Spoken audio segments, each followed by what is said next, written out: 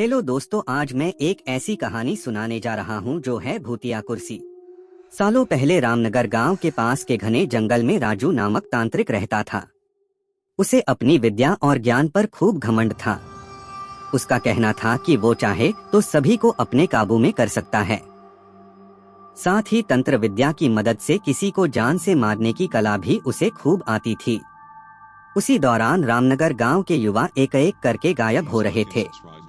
कुछ समय बाद ग्रामीणों को समझ आया कि सभी जवान लोगों को तांत्रिक अपनी विद्या से काबू करके खत्म कर रहा है।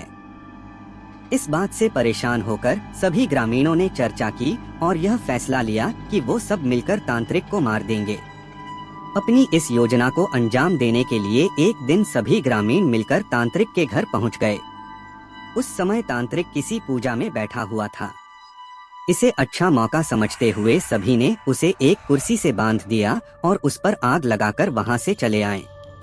ग्रामीणों के मन में हुआ कि तांत्रिक उसी आग की लपटों में झुलस जाएगा और उससे उनका पीछा छूटेगा।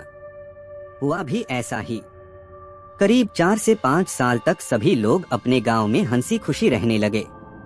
अचानक एक दिन 4 लड़के अपने शहर से घूमने के लिए कहीं जा रहे थे। तभी बीच में रामनगर गांव पड़ा। रात बहुत हो चुकी थी तो उन्हें लगा कि थोड़ा वक्त यही गुजार लिया जाए।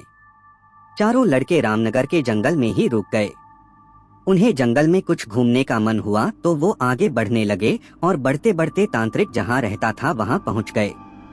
पूरे घर में मकड़ी के जाल लगे हुए थे।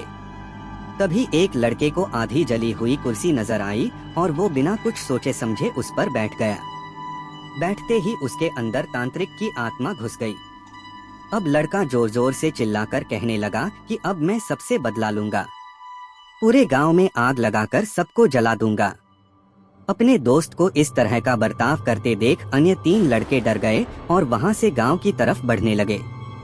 सुबह होते ही उन्होंने सरपंच से मुलाकात की और सारा किस्सा सुना लिया।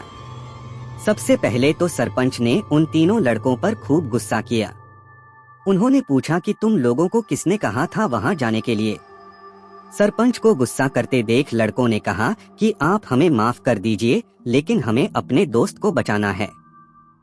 कुछ तरकीब बताइए। थोड़ी देर सोचने के बाद सरपंच ने कहा, अगर वो लड़का कुर्सी से उठता है और खुद को आग लगा लेता है तो शायद तांत्रिक की आत्मा उसे छोड़ दे। सरपंच ने ये बात कही ही थी कि जिस लड़के पर तांत्रिक का भूत घुसा था वो कुर्सी के साथ उड़ता हुआ गांव पहुंच गया। अपने दोस्त को इस हालत में देख उन तीनों लड़कों ने सबसे पहले जाकर उन लोगों से मुलाकात की जिन्होंने तांत्रिक की कुर्सी पर आग लगाई थी। उनसे बात करके सभी लड़के उन्हें अपने दोस्त के पास लेकर चले गए। जैसे ही उनके दोस्त के अंदर बैठे तांत्रिक ने कुर्सी पर आग लगाने वालों को अपने सामने देखा, उसे बहुत गुस्सा आया। गुस्से में तांत्रिक कुर्सी से उठा और उन लोगों पर हमला करने लगा। तभी उन तीनों लड़कों ने तांत्रिक की उस कुर्सी पर आग लगा दी। कुर्सी पर आग लगते ही तांत्रिक उनके दोस्त के शरीर को छोड़कर चला गया। आपको कहानी अच्छी लगी तो हमारे चैनल को सब्सक्राइब करें और बेल आइकन प्रेस करें ऐसे और कहानी के लिए।